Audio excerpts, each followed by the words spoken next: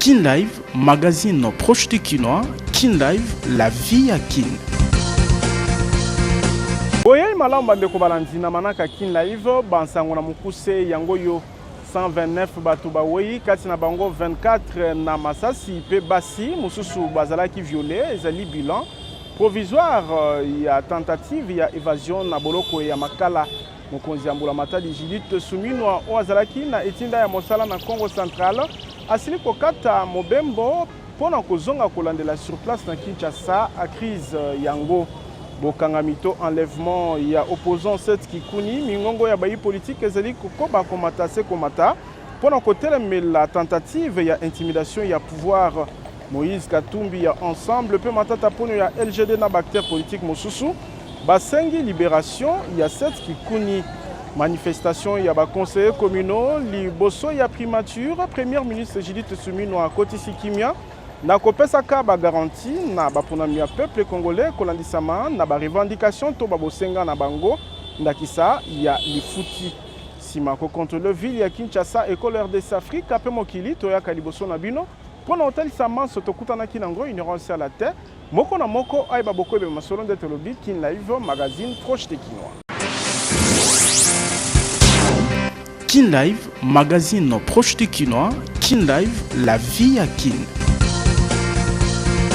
Tozalaka na esengo kopesa bino bansango mikolo nyonso na lokota lingala bandeko balandi boye malamu pe matondo na fidélité Kin Live ya lelo ekofungwama na bilili oyo mokoka 129 batu baweyi kati na bango 24 na masasi pe basi bazalaki violé ezali bilan provisoire ya tentative ya évasion ya boloko ya makala mokonzi ya mbula matadi Judith Suminwa oazalaki na etinda ya mosala na ituka ya Congo Central ayebi kokata yango na tina ya kozonga kolandela na Kinshasa crise yango kaka na bokomi na ye na capitale na butu ya lundi 2 septembre premier ministre Judith Suminwa abengisaki na ndako na ya mosala ba membre ya mbula matadi o bazali kolandela mambi matali bokenge pe justice pona kotalisa pole na likambo ya tentative ya évasion na boloko ya makala kota la gravité ya likambo mokonzi ya mbula matadi apesi mitindo na ba membre ya mbula matadi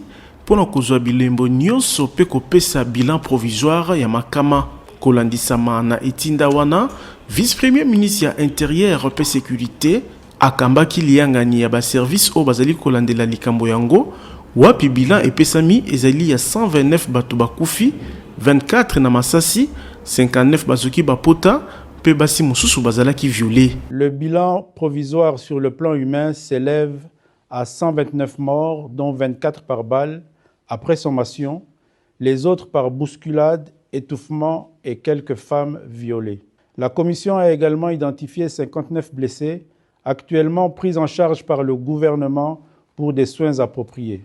Sur le plan matériel, on déplore l'incendie des bâtiments administratifs, du greffe, de l'infirmerie et des dépôts de vivres. Le gouvernement se réjouit du calme retrouvé, déplore ces incidents malheureux et présente ses condoléances les plus attristées aux familles et proches des victimes. Les enquêtes se poursuivent et l'opinion sera informée de la suite. Nangonga Zilamaki na cité Sainte Yankamba, premier ministre akati etinda na ya mosala na ituka ya Congo Central, kolandisama na makama ekomaki na boloko ya makala po alingi, kolandela yango na pene yemoko. Tolobi, Tiboko Yuka. makama na boloko ya makala mbula matadi ekolo Congo démocratique ezali kofunda ba magistrat ya kozala ba responsable principal ya likambo yango ezali maye vice ministre ya justice Samuel Mbemba ayebaki kotalisa kolakaka mikano ya makasi oyo kozwama na ministère ya justice. Boloko ya makala ekomaki lokola lifelo sima mugulu makasi esalemaki lundi na désert ya Tongo. Nangonga moto ezalaki nanu kopela na bapavio mususu vice ministre ya justice na auditeur général ya mapinga FARDC elongo na ba service ya sécurité bakomaki na isika ya likama na cadre ya kolandela maima komaki solo na boloko ya makala na koyoka maître Samuel Mbemba attaque eutaki na boloko na pavillon 4 libanda ya kufa ya batu dépôt et bomba kabile ya bakangemi bâtiment administratif greffe pe l'hôpitalo et pelimoto Pour la vice-ministre de la Justice, ba magistrat nde bazali ba responsable ya likama oyo et salemi na boloko ya makala. Nous voulons dire que le premier responsable de ceci, ce sont les magistrats qui envoient en prison même de simples suspects. J'annonce ici que dans les heures qui viennent, le ministère de la Justice va prendre une circulaire interdisant l'envoi en prison de simples suspects, même dans les cas où ils sont mappés. Ezali ya ba magistrat, ezali ko kitisa nguya ya bokasi mulamata ezali ko sala pona ko bongisa ba conditions carcérales et lobi maître Samuel Mbemba. Nous faisons des efforts de désengorgement, mais chaque jour, il y a des contingents de véhicules, de prisonniers qui arrivent. Et donc finalement, ça anéantit les efforts que le gouvernement fait pour qu'il y ait de la place à la prison et que les gens vivent selon les conditions humaines en tant que prisonniers. Ebongi kotinda na boloko, mutu oyo bazuzi bakati likambo pe ba condamné pona koboya kotondisa boloko kilikili. Ya koyeba ezali ete boloko ya makala ekelama uta époque coloniale pona koyamba 1500 bateau ezali na motango ya bakangami koleka 1500 na moya lelo kutu pona basusu ekoma lokola mouroir to esika epesaka liwa tolobi Tiboko Yoka. Nalobaki yango na ebandeli bokangami to enlèvement ya opposant 7 Kikuni mingongo ya bayi politique ezali komata se komata pona kotelemela tentative ya intimidation ya pouvoir Moïse Katumbi ya ensemble pe matata ponyo ya LGD na bactère politique mosusu ba sengi libération ya 7 Kikuni. Nandak na ya mosala nde ba agent ya ANR baibaki na kocha opposant 7 Kikuni maboko lundi kotalisaka ordre de mission pe kosengaka ye akende longo na bango po azali na masolo na AG sima ya débat ba service oyo baibaki kosali la force pe bazwaki 7 Kikuni na makasi kutu chemise na ye ekatanaki etelemeli Claudel Lubaya oyo akobi ete bakumbaki ye na permanence ya sécurité intérieure ezwami en face ya primature pour la députée nationale ya kala oyo bokangami ya 7 Kikuni etosi mobeko te na ngambo ya mokonzi ya ensemble pour la République Moïse Katumbi atelemeli na makasi nyonso bokangami ya 7 Kikuni oyo asaleli kaka maloba to liberté d'expression lolenge oyo ya kosala ezali kokoba kokabola bakongole kati na bango likambo oyo ezali mabe makasi. Député national Matata Ponyo a condamné bokangami ya 7 Kikuni na pouvoir politique na koyoka président ya LGD opposition ya solo bazali kokoba kozala maltraité ba méthode nyonso ezali kosalelama pona kokangisa opposition politique monoko likambo oyo ezali antidémocratique oyo pe ekopesa kimia te ekomi Matata Ponyo na nyonso ba raison ya bokangami na ye eyebani te kasi ngonga moke yambo achama maboko na compte X na ye 7 Kikuni atelemelaki kobenga likambo komaki na boloko ya makala na désert ya lundi 2 septembre 2024 tentative ya évasion pona ye ezali ba massacre o ezali kokokana na série ya ba exécution ya ba citoyen o basengeli ko bénéficier na protection ya l'état wazalendo na Goma Kilwa Lwilu pelelo makala ekoki kondimama te ekomaki opposant 7 Kikuni tolobi Tiboko Yoka. Pota Union Sacrée ezokisa AFDCA ya professeur Bati Lukwebo Makila ezali kotanga kino lelo liboso ya bapanzi sango mokonzi ya lingomba politique AFDCA lokola ba différentes fédérations ya lingomba politique na ye ba sengi réparation ya injustice wana pona cohésion na Union Sacrée. Deuxième force politique, il y a Union Sacrée de la Nation, na 13 sénateurs, 40 députés nationaux, 77 députés provinciaux, 94 conseillers communaux. AFDCA, ezali na regret, ya komona été bokasi nyonso batalisaki na maponami ya 2023, ezalaki ignoré na bobimi ya gouvernement souminois. Je ne peux m'opposer à la volonté de la grande base disséminée sur l'ensemble du territoire national et à l'étranger. Je comprends et je partage leur chagrin et leur douleur de voir les autres récolter là où ils n'ont pas semé. Nos cœurs saignent, qui ignorent les sacrifices qu'un chef de parti ou de regroupement endure pour gagner un seul siège de député, soit-il provincial ou national ou un sénateur. Et que par la suite, ces efforts soient ignorés car collés au visage d'un personnage. Pour le professeur Modeste Bati Lukwebo, injustice wana esengeli ezala réparé na tina ya cohésion na union sacrée. C'est vrai que la haine et la jalousie sont aveugles, mais par la prière, toute personne soucieuse de la cohésion au sein de l'union sacrée de la nation ne pourra fermer les yeux sur le poids politique de la FDCA qui aligne après des rudes batailles électorales sur l'ensemble du pays 13 sénateurs, 40 députés nationaux, 77 députés provinciaux et 94 conseillers communaux. Koyanolaka na mituna ya bapanzi sango, deuxième vice-président ya Sénat, atalisi kozanga kochama ina monoko ete bila ya union sacrée ezeli malonga te. Olobi était peu aux la raison que la situation à mot que ça malamu te. Banzela ezalite, passe pour la colia, passe pour la colala, makamba bakulunga. Olobi est-ce que nous sommes fiers na bilan? Il est évident que nous sommes fiers na côté. Yo nangai toza population, tozozela biso nyonso banzela kitoko, tozozela kimia ezonga na mboka.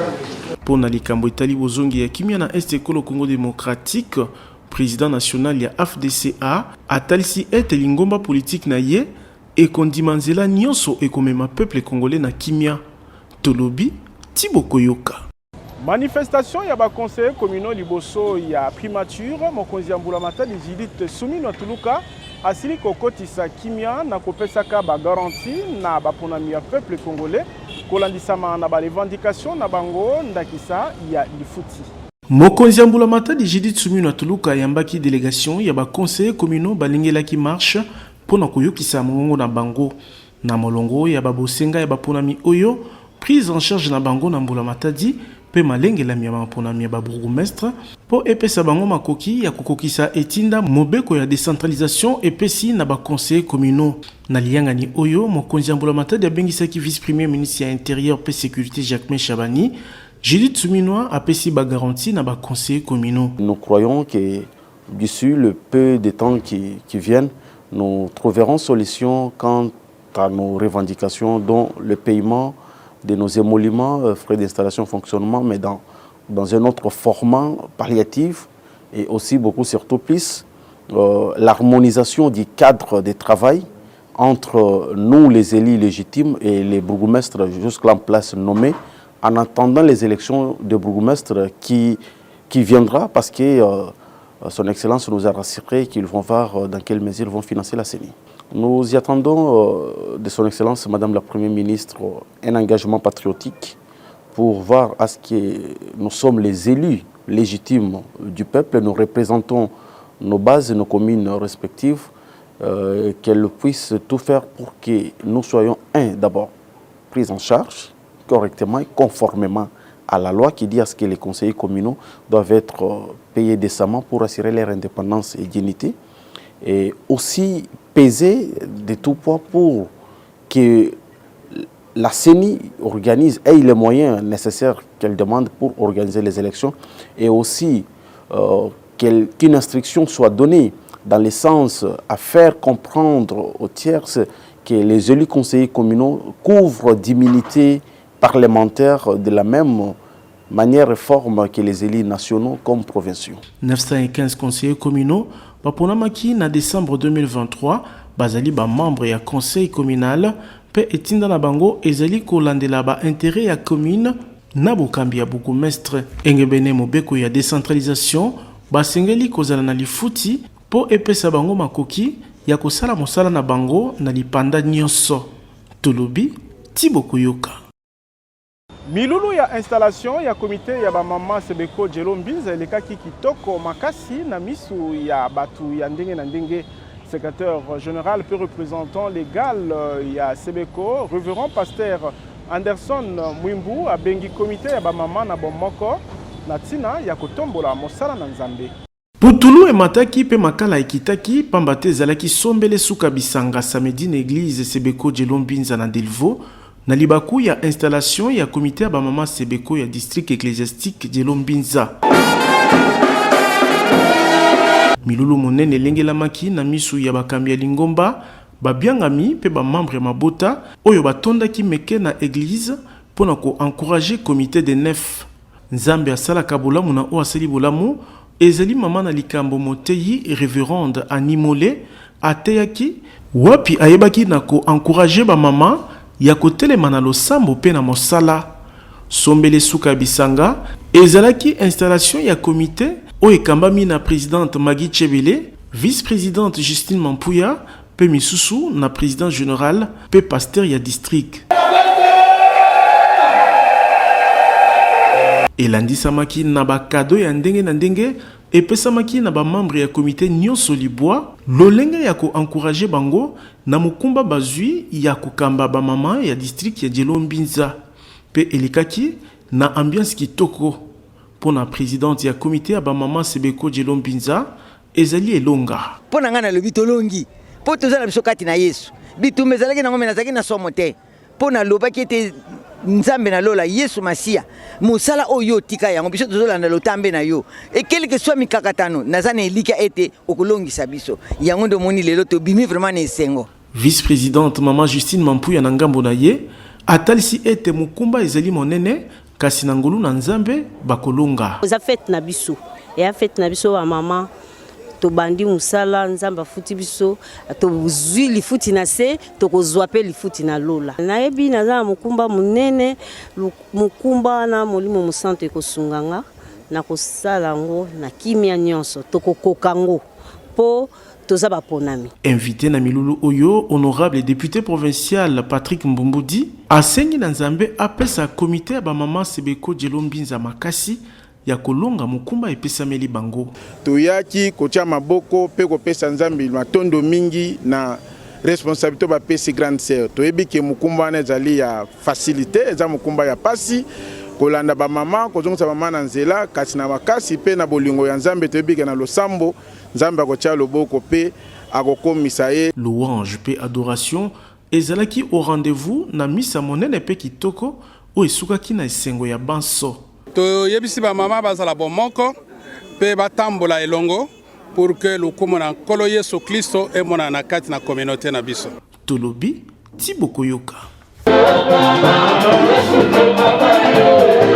Olingi kobembuka na Paris na France, Bruxelles na Belgique, pe bipai na bipai na Europe ezala na mokili.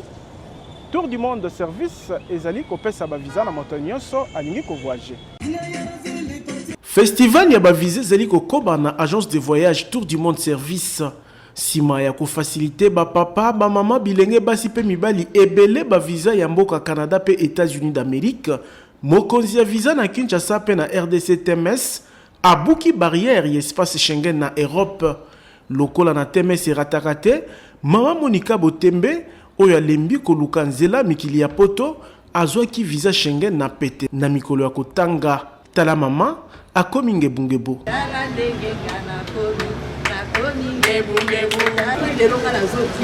Nazokende na Paris, nazwi visa Schengen, yangoyo nakotambola poto mopipa. Lokola momeseno, ngulu ya kapela eliamaki samplenya, yambo ba équipe ya TMS e banako accompagner maman Monica Botembe azwa avion na aéroport ya Njili po akende mboka France. Yambo ya kozwa avion abengi ba Congolais ya kosala confiance na TMS. Kopesa ye confiance, boko sepela. Maman Monica Botembe ye wana na mapata, direction Paris na France. Lokola na film a commis destination na sourire. TMS, merci, na komi Paris. Tala na Tour Eiffel, ba photo eke ezongi. Olembi koluka visa Schengen ozwakate, mobikisi agence de voyage Tour du Monde Service eye mpona kosunga yo ozwa visa na mwangonga moke. Bureau ya Tour du Monde Service ezwami na numéro 5151 ya balabala Kasavubu, quartier Matonge 1, commune ya Kalamu. Tolobi Tiboko Yoka. Mulili na balabala bypass ezali kocha population na insécurité mingi penza babikaka na commune ya Mongafula Tarantina. Population ya eteni oya Kinshasa basengi bakonzi bacha éclairage public. Mokolele kakate polikama ya accident esalama na balabala bypass na commune ya Mongafula mingi penza na butu. Origine na yango ezali kozanga éclairage public nzoka circulation na nzela oyo ekotisaka bato kouta Congo Central na capitale ezalaka makasi koleka. Bakinois bavandi na Mongafula bamileli pamba te molili oyo ezali kotia bomoi na bango na insécurité. Talatina basengi bakonzi ya Mbula Matadi ya kotia éclairage public na nzela oyo. Oyo ezali vraiment kotondisa biso makasi mpona bypass ezali route moko nationale numéro 1. Molili vraiment ezali composé par accident chaque jour na route bypass. Yamana tozosenga na gouvernement provincial ou bien national bakanisa mpona biso bakumbi tukutuku na bakumbi mituka tozana ba danger makasi mpona molili oyo batiela biso éclairage public. Neti biso tozana na bamoto. L'éclairage d'abord il y a voiture et la moto eza ya kotisana. Et notre lumière quand est croisée déjà phare il y a 100 voire même 50 il y a voiture et permettra déjà que nous puissions mieux voir devant nous. Et si par hasard quelqu'un essayer de traverser automatiquement au côté tamponné, mais en fait il y a des risques suite il y a ténèbres où ils ont existé dans la route bypass donc vraiment ils sont pas rapides. Tu veux vivre dans la lumière ya mituka na ba moto. So bali basalope mabe na minutes. Mais tu so comprends que c'est là ça monene. Et tu veux pas que gouvernement la biso tout ça là bango nini. Boko kocha ba éclairage public parce que c'est là ezali c'est là moko ba risque makasi. Vraiment que tambo la kabutu moyi. Alors pour tout ce qu'on va comme il va za bango parce que ezali zone bango ba pesa bango butu ba bi. Ba accident ezali ko salema bazali ko kufa. Bosenga ya population ya Mongafula ebongi eyokama na mato ya bakonzi pamba te na molili ya boye ata bakuluna bakotika misala mabe na bango te. Tolobi Tiboko Yoka. Inscription ezali kosalama ya ofele na complexe scolaire Mama Pemba na commune ya Kisenso olingi mwana na yo atanga na école moderne oya fondation Nero Mbungu kima na lombango pamba te ba place ezali limité. Avenir ya bana esimbami na éducation pe formation bazali kozwa lelo yango ezali koleka na malakisi ya qualité lokola na complexe scolaire Mama Pemba. École moderne o etongama na ba norme ya standard international et fungoli déjà ba porte pour na ba inscription gratuite c'est-à-dire ya ofele pour na ba nouveaux élèves na année scolaire 2024-2025 mwana kofuta ta lumeya te andimami na école moderne o ya fondation Nero Mbungu na ba section pe option d'akisa maternelle, primaire, éducation de base pe humanité na latin philo, chimie biologie, pédagogie générale, commercial et gestion, coupe et couture, mécanique générale, électricité générale, construction pe électronique. Na complexe scolaire Mama Pemba, anglais na informatique ezali obligatoire, kobanda na maternelle kino humanité. Pour la pratique, Mobanga na atelier et tonda ba matériel moderne ndakisa ya coupe et couture, mécanique générale, électricité générale, électronique, pe laboratoire moderne pour na ba yekoli ya biologie chimie. Papa mama, kozala ki dibate pour na complexe scolaire Mama Pemba, inscription ezali ya ofele.